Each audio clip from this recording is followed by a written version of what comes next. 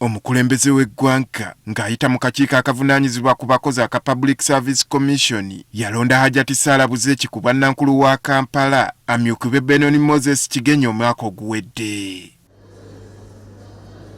Kati bano olwaleero lwe bakwasiddwa woofiisi zaabwe oluvannyuma lw'okukuba ebirayiro okuweereza bannakampala. Benon Moses Kigenyi, swear that I will at all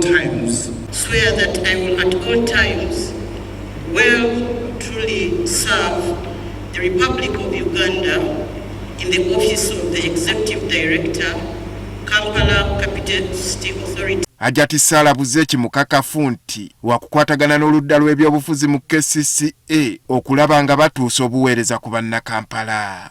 We have been appointed to serve humanity without discrimination. The tribal, religious, cultural and other individualistic inclinations should not define us. Era awera nti ensonga ya Kasasiro emu kuzaavaako kalumanywera ye waakugikwasa maanyi. We will fight that battle and acquire the land, but in addition, I encourage us to use innovative methods of managing this waste. There is no modern city which has depended on dumping waste alone, which has managed waste properly. Bassemugayaavu abawadde gaabuwa okunoonyereza ku byafaayo bye beetereze nga bukyali. People threatening you that I am tough.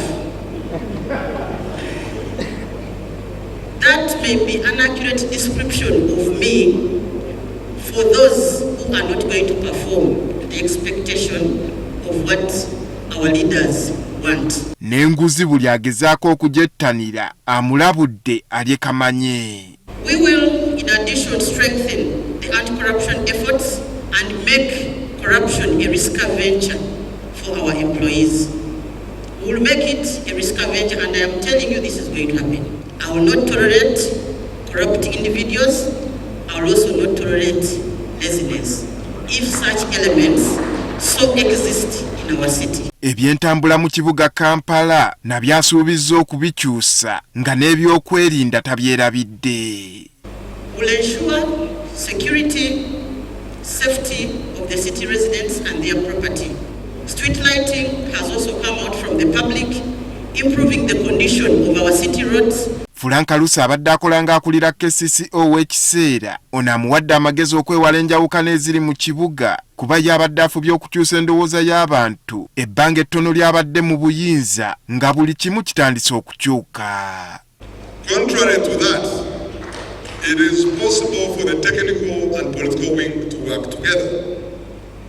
Our last 3 months have shown that collaborative efforts, especially if they are anchored on serving the residents of Kampala and returning to our people what they deserve, can actually yield positive results. Lord Mayor wa Kampala Lukwago ayozaayozezza abeewangulidde ebifo bino n'abalabula ku bisoomoozo ebiri mu bifo bye bazzeemu n'asuubiza okukolagana nabo. Abanga tali rede kwewala kumukozesa byabufuzi kuyingirira mirimu gitali gije. Nabo bagambye governance issues, corporate governance. Era abawadde gaabuwa okuyigira ku nsobi z'abannaabwe be baddidde mu bigere obutagwa mu ntata. Balina job description eri mu section 19 gy'emirimu gy'azze okukola.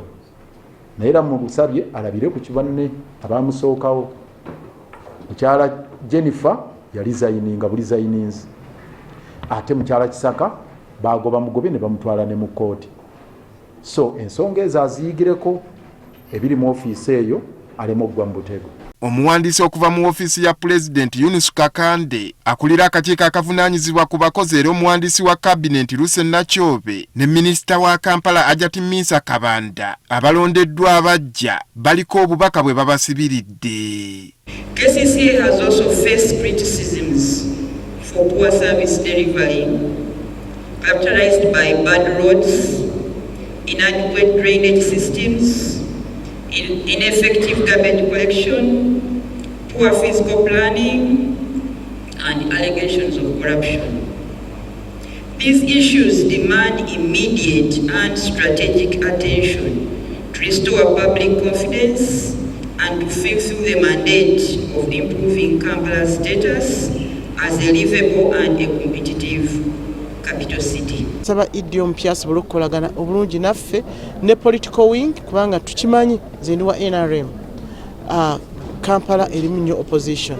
Nekyo tekimugana tekolagana n'abantu ba opposition. Ng'ogyeko abazze bakulira ekibuga kino ab'ekiseera, Hajjati Sharifah Buzeki afuuse nnankulu wa KCCA omukyalo ow'okusatu omujjuvu nga yeegasse ku banne okuli Jennifer Musisi eyasooka ng'ono yasikizibwa Dorothy Kisaka eyakwatibwa ku nkoona olwa Kasasiro w'ekiteezo eyayiggulukuka n'atta abantu abasukka mu 35 omwaka oguwedde.